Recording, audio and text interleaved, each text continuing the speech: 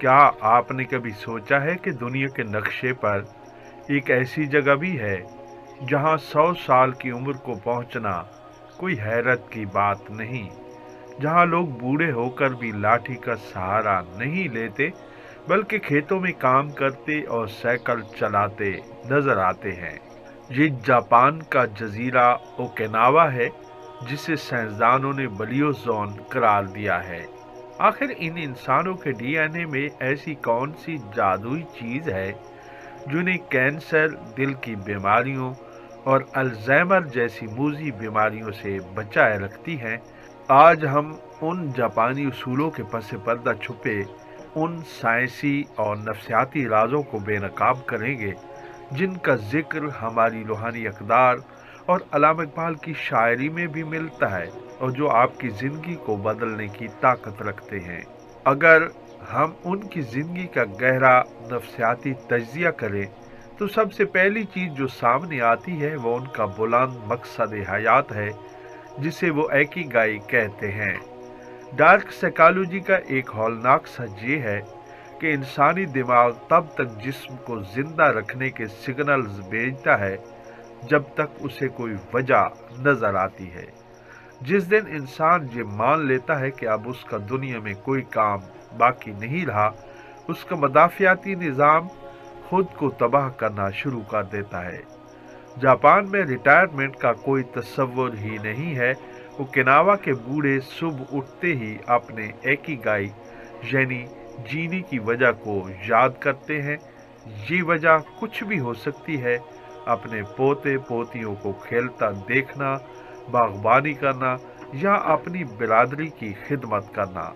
अल्लामा इक़बाल ने इसी नफ्सियाती हकीकत को अपनी खुदी के फ़लसफ़े में बयान किया। बरतर अज अंदेशा सूदो ज़ियां है जिंदगी, है कभी जां और कभी तस्लीम जां है जिंदगी। जब आपका मकसद बुलंद होता है तो मौत भी आपका रास्ता नहीं रोक पाती। वो लोग जो 50 की उम्र के बाद किसी नए मकसद से जुड़ जाते हैं, उनकी उम्र में औसतन 7 साल का इजाफा हो जाता है। इस नफ्सियाती ताकत के साथ साथ उनका निज़ाम खुराक भी इंतहाई हैरत अंगेज है, जिसे वो हारा हाची बो कहते हैं। क्या आप जानते हैं कि हमारे जिस्म में सटून्स नामी जीन्स होते हैं जो बुढ़ापे के अमल को सुस्त करते हैं। जदीद साइंस ने साबित किया है कि ये जीन्स तब मुतहरिक होते हैं जब हम भूखे होते हैं। जापानी अपनी भूख का सिर्फ 80% खाते हैं, वो कभी पेट भर कर नहीं खाते।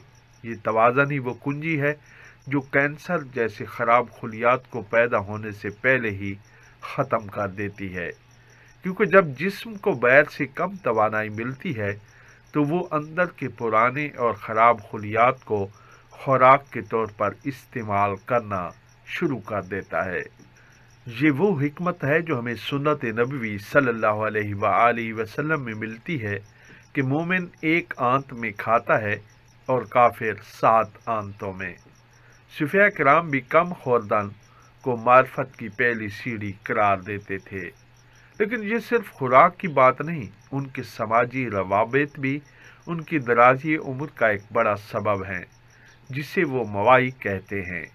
ये एक ऐसी नफ्सियाती और समाजी ढाल है जो इंसान को डिप्रेशन और तन्हाई से बचाती है। जापान में बचपन ही से 5 दोस्तों का एक गिरोह बनाया जाता है जो मरते दम तक एक दूसरे का मुआशी और जज्बाती बोझ उठाते हैं। डार्क साइकोलॉजी के मुताबिक तन्हाई इंसान के दिमाग को इसी तरह नुकसान पहुंचाती है जैसे रोज़ाना 15 सिगरेट पीना। ये तनाव के हार्मोन को रेटिसोल को बढ़ाती है, जो दिल की बीमारियों का बायस बनता है। इस्लाम में सिला रहमी और जमात के साथ जुड़े रहने की जो ताकीद है, वो दरअसल इसी समाजी तहफ़्फ़ुज़ का ज़ामिर है, जो इंसान को कभी अकेला होने का एहसास नहीं होने देता। हज़रत सुल्तान बाहू रहमतुल्लाह अलैह ने शायद इसी वहदत की तरफ इशारा किया था जब उन्होंने दिलों के जोड़ने को अजीम इबादत करार दिया। चौथा राज उनकी मुसलसल और कुदरती हरकत है। वो जापानी जो 100 साल से ऊपर हैं, وہ जिम नहीं जाते, बल्कि वो सारा दिन मुतहरिक रहते हैं। वो ज़मीन पर बैठते और उठते हैं, बागबानी करते हैं और मीलों पैदल चलते हैं। साइंस कहती है कि दिन में 30 बार ज़मीन से उठना और बैठना आपकी हड्डियों को 20 साल जवान रखता है और तवाज़न बरकरार रखने में मदद देता है, जिससे बुढ़ापे में गिरने का खतरा कम हो जाता है। हमारी नमाज की हरकत और सकनात इसीलिए बेहतरीन वर्जिश है, क्योंकि इनमें तसलसल है, बोझ नहीं। इकबाल ने क्या खूब कहा था, जुम्बिश से है जिंदगी जहां की, ये रस्म कदीम है यहाँ की। अगर आप भी 50 के बाद जवान रहना चाहते हैं तो बैठने की आदत को कम करें और चलने फिरने को अपना मामूल बनाएं। पांचवा राज एक गहरा फलसफा है जिसे वाबी साबी कहा जाता है। ये फलसफा हमें सिखाता है कि हर चीज़ परफेक्ट नहीं हो सकती। जापानी लोग टूटे हुए बर्तनों को सोने से जोड़ते हैं और उसे कांटसोगी कहते हैं। वो खामियों को छुपाते नहीं, बल्कि उन्हें अपनी तारीख का हिस्सा मानकर कबूल करते हैं। नफसियाती तौर पर जब इंसान अपने बुढ़ापे, अपनी बीमारियों और अपनी नाकामियों से लड़ना छोड़कर उन्हें रज़ा के तौर पर कबूल कर लेता है, तो इसके तनाव का लेवल सिफर हो जाता है।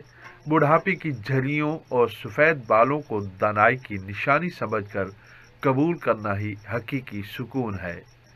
सुफियाना बसीरत भी यही कहती है कि जो अल्लाह की तकसीम पर राज़ी हो गया, वो ज़माने का सबसे गनी इंसान बन गया। मकाम रज़ा पर फायज इंसान कभी मायूस नहीं होता। छठा और आखिरी राज फितरत के साथ खामोश मुकालमा है। जापानी लोग शीज़नजुको यानी जंगल की फिजा में सांस लेने के कायल हैं।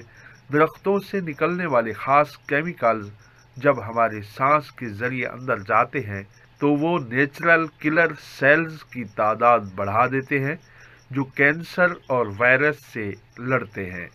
हमारे बुजुर्गों ने भी शहरों के शोर से दूर दरियाओं के किनारे और वीरानों में बैठकर ही कायनात के असरार दरियाफ्त किए थे।